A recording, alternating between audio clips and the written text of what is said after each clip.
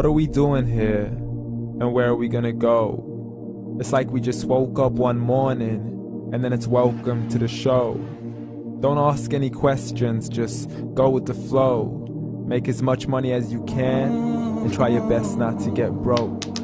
Copy everything you see on the TV, from the hairstyles to the clothes, and don't think too often, just do exactly as you're told.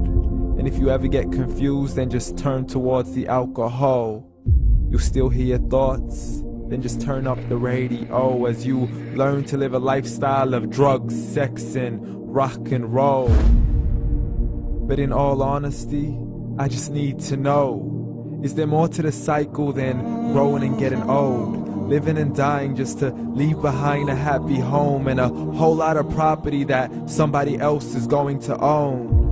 I just really need to know before the casket's closed, 'cause I'm not willing to gamble with my soul, nor am I ready to take any chances. These are just simple life questions and I'm just searching for some answers. Like, what are we doing here? And what is our purpose? How did we get here, and who made us so perfect? And what happens once we go, or is this world all really worth it? Questions we don't answer because apparently we don't really have to. There's no purpose to this life and our existence is merely natural. Then in that case, please let me ask you, did you create yourself, or was it somebody else who had fashioned you? 'Cause you're a being that's impeccable, faultless and unparalleled. You're a product of supreme intelligence and I'm merely being rational. For there isn't a camera on this earth that can come close to the human eye, nor a computer that can compete alongside the human mind. And if the whole world was to come together, we wouldn't be able to create a single fly. So many signs, yet we still deny. As science tries to justify that all this could come from none, when it's a simple sum. 0 plus 0 plus 0 cannot possibly ever give you 1. So from where did all this order come? For everything has its origins, a maker, a creator of its own. I mean, the only reason you're watching this video is because somebody had to press upload.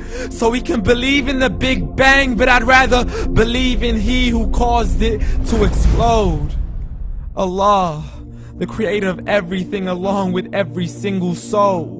The ever-living, the master, the only one who is in control. Unlike his creation, beyond our imagination. And no, he's not a man, nor does he have any partners in association. He's on his own. And no, he did not ever leave us alone.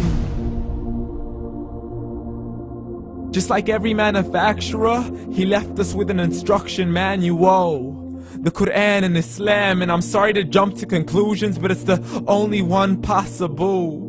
The only definition of God is the one and only supreme being. It's logical, a book with 0 contradictions, with miracles that are both scientific and historical, all revealed over 1400 years ago.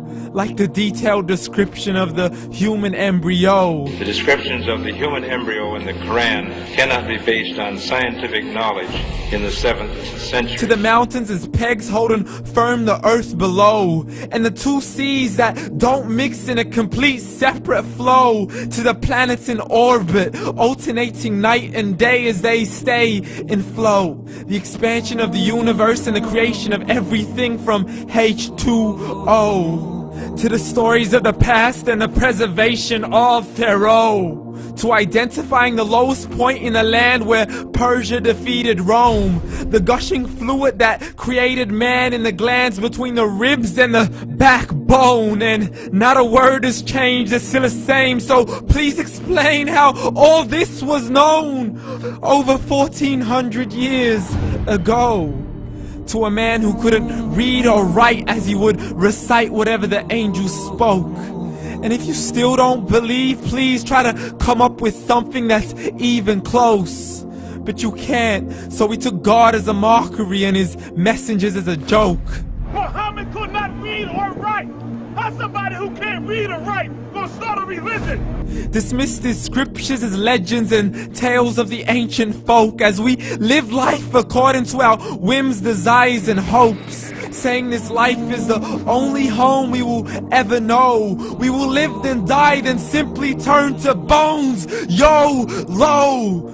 Correction, after the grass dies, the rain arrives and it regrows, and Allah promises to do the same thing to your very soul and bring you back from your very fingertips to your toes, as the all-seeing supreme being watches us so close, and we are surely being tested in our wealth, our health, and our self, and everything that we've been blessed with. So believe, for we will surely be resurrected and be brought back to our Lord and account for every single deed, as He hands us our books and orders us to read.